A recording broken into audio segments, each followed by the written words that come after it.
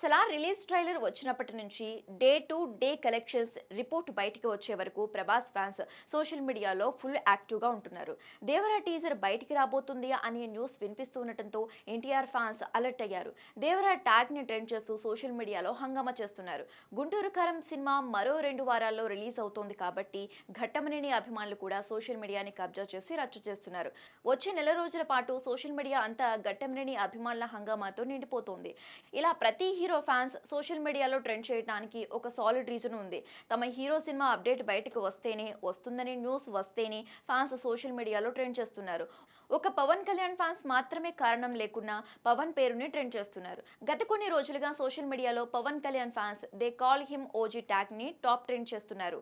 సలార్ సినిమాలో super role play చేసిన Shriya Reddy OG మామూలుగా ఉండదనే మాట చెప్పిన దగ్గర నుంచి సలార్ సినిమాకి ఇలా ఉంటే మా ఓజీ వస్తే గ్రౌండ్ లెవెల్లో సెలబ్రేషన్స్ ఏ రేంజ్లో ఉంటాయో మీ ఊహకే వదిలేస్తున్నాం అంటూ సోషల్ మీడియాలో ట్వీట్స్ చేస్తున్నారు.